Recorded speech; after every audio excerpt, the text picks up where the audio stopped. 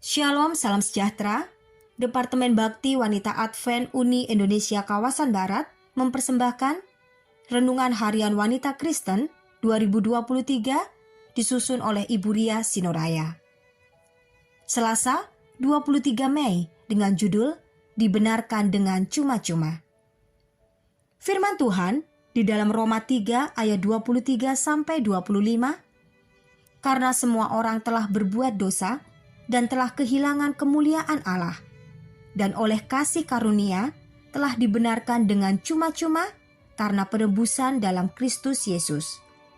Kristus Yesus telah ditentukan Allah menjadi jalan pendamaian karena iman dalam darah-Nya. Hal ini dibuatnya untuk menunjukkan keadilannya, karena Ia telah membiarkan dosa-dosa yang telah terjadi dahulu pada masa kesabarannya. Ibu saya adalah seorang anak ke-6 dari 12 bersaudara yang lahir dari pasangan pendeta Gereja Masehi Advent hari ke-7. Setelah dewasa, beliau pun menikah dengan ayah yang bekerja melayani di ladang Tuhan. Mereka setia bekerja bagi Tuhan sampai pensiun dari organisasi Gereja Masehi Advent hari ke-7 dan melayani di gereja hingga mereka beristirahat di dalam Tuhan. Ibu adalah seorang wanita pejuang yang tangguh.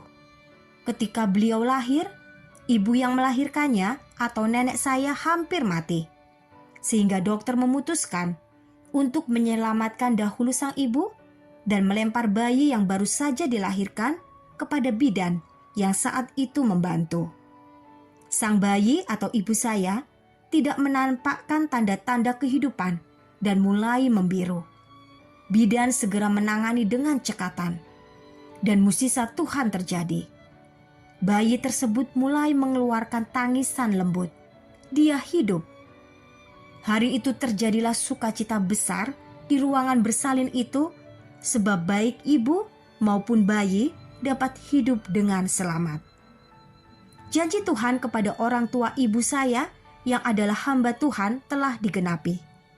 Dan seiring dengan berjalannya waktu, ibu saya hingga masa tuanya mengalami banyak sekali mukjizat kesembuhan, bahkan terhindar dari virus COVID-19. Di Rumah Sakit Hasan Sadikin Bandung, ibu dipilih untuk menjadi pasien jantung yang akan diberi kesempatan untuk ditangani oleh tim ahli jantung dari Jepang dengan menggunakan teknologi baru untuk menangani kondisi penyumbatan jantung. Mereka pun berhasil menolong agar penyumbatan di pembuluh darah jantung ibu dapat ditembus dengan teknologi terbaru tersebut. Demikian juga ketika masa pandemi COVID-19. Sudah 2 kali ibu terhindar, padahal beliau dirawat oleh seorang caregiver yang sempat pergi keluar rumah tengah malam tanpa diketahui oleh keluarga. Ketika itu kasus COVID sedang tinggi-tingginya. Setelah tes PCR, caregiver tersebut negatif. Kali kedua, ketika caregiver yang lain terpapar virus COVID, sebab ada anggota keluarga di dalam satu rumah terpapar COVID, ibu saya terbukti negatif hasil tes PCR-nya. Sampai akhir hayatnya, ibu tidak pernah mendapatkan vaksin COVID, sebab komorbiditasnya tinggi. Bukankah ini janji Tuhan yang selalu digenapi dalam hidupnya? Kesaksian hari ini menunjukkan kasih dan pemeliharaan Tuhan kepada umat-Nya yang setia. Tetapi kasih-Nya yang tertinggi adalah kasih karunia melalui pengorbanan Kristus yang adalah Tuhan sendiri demi manusia yang berdosa. Ketika Adam jatuh dalam dosa, seluruh dunia turut terseret dalam dosa. Dosa menjalar bagaikan kanker ke seluruh lapisan kehidupan manusia. Sejak itu, kecenderungan hati manusia adalah berbuat dosa. Roh memang penurut, tetapi daging ini sangat lemah. Maka terputuslah hubungan manis antara Allah dan manusia. Manusia sudah cemar. Bagaimana dapat yang cemar bersatu dengan yang kudus? Akhirnya yang Maha Kudus itu datang mengambil rupa manusia yang cemar, walaupun ia tetap menjaga dirinya tidak berdosa untuk menggantikan posisi kita yang seharusnya binasa selamanya tanpa harapan apa-apa. Tangannya yang satu memeluk kita dan yang satu lagi menjangkau surga agar kita dapat terhubung kembali kepada Bapa. Dia telah menjadi jalan pendamaian bagi kita dan Allah.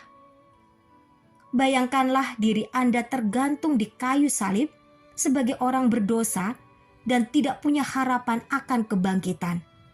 Sungguh sia-sia Anda dilahirkan di dunia ini. Sebab itu, marilah datang dekat kepada salib Kristus. Lihatlah dengan mata batin Anda kenyataan bahwa yang tergantung di situ adalah Tuhan yang menciptakan Anda, bukannya Anda sendiri.